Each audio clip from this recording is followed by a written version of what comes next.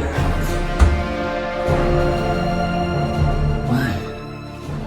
It's just lights.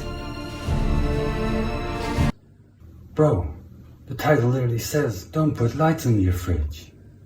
What title?